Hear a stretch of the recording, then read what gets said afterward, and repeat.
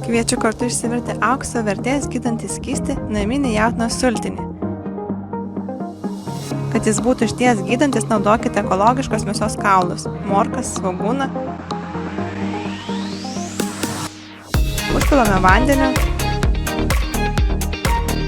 Suberiame druską, pipirus. Įdedame petražoles.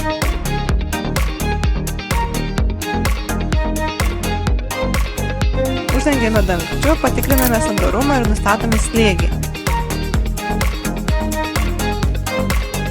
Verdame apie 2 valandas.